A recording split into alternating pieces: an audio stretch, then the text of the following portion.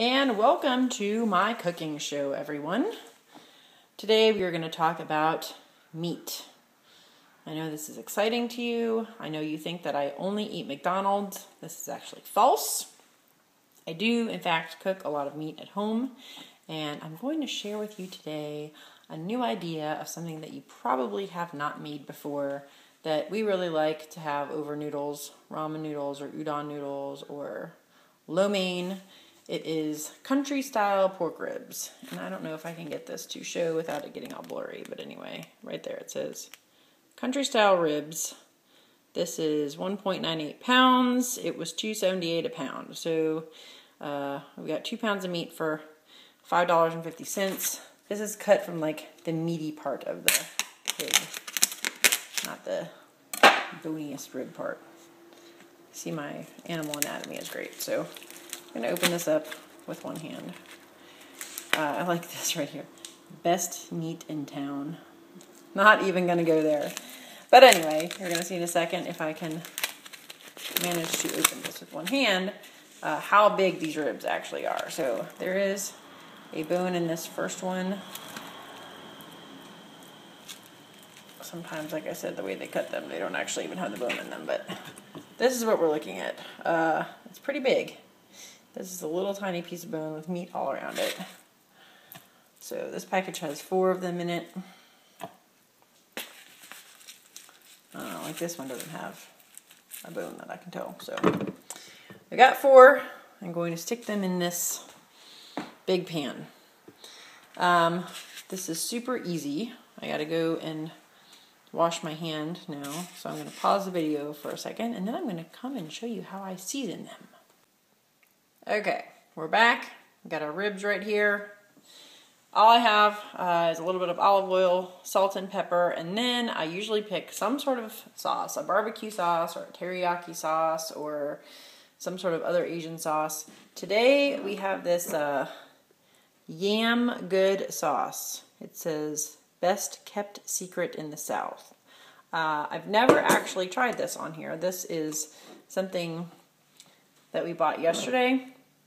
I don't know if you guys know about North Carolina grocery stores, but Ingles is the big chain in the Asheville area. We have a bunch of local organic type grocery stores, but a giant new Harris Teeter opened yesterday, actually. And so we went, and it was kind of hilarious because the parking lot was full with people driving around looking for spaces, and it's just a grocery store. But anyway, we went in, and it's awesome. It was, as Nick said, kicking Ingles' ass. And they had all these free tastings since it was the first day. And one of them was this Yam Good Sauce, which is apparently good for pork. So I'm just going to sprinkle a little bit of salt on. I'm going to sprinkle a little bit of pepper on. And I'm going to put a little bit of olive oil on here. And then basically what I do is just dump whatever sauce I'm using. I dump like a huge amount of sauce on and like spread it around basically. So we've got a bunch of Yam Good Sauce. It smells awesome. It smells like pumpkin pie. I mean, and then I like to put a little bit of crushed red pepper on, so I'll put some crushed red pepper on. And then, if I wasn't holding a video camera, this would be a lot easier, but since I am holding a video camera, I guess I'm going to get a spoon out of the drawer.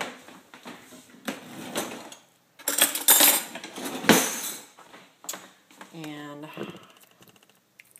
just kind of like spread this all around and stuff.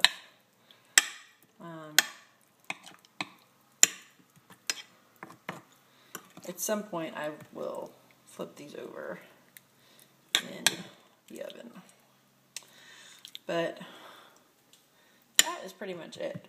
Then I just stick these in the oven for like 2 hours on 350, but I do cover them with foil. I didn't make this recipe yet. I mean, I don't know if you actually call this a recipe. Meat plus some sort of barbecue sauce. And it's not really a recipe. But Nick did this one night, and I was like, wow, that's freaking awesome. You just have it all the time. Now I have to pause the video again because otherwise I can't actually cut foil without two hands. Alright, I have my foil, put it on top, cover it up, and open my oven. I have this really cute, I don't know if you can see it, the lighting's bad, but it's pink flamingos on there.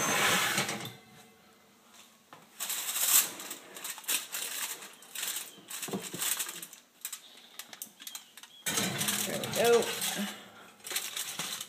They're now in the oven. Oven is set for 350 degrees, and like I said, it's going to be in there for like 2 hours. So at some point I'm going to come back and flip them over. Okay, these have been in the oven for, I don't know, over an hour. I hadn't really timed this. I just kind of leave them in there.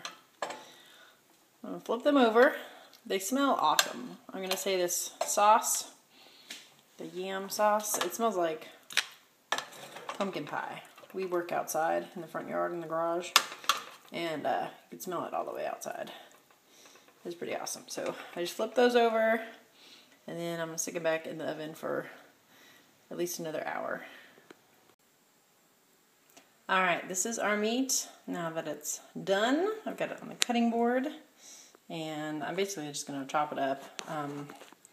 And of course I can't actually chop this up with one hand, but I will pause the video and chop it up and show you it. Basically, I mean, this is like really super tender, so you can tell it's not hard to chop.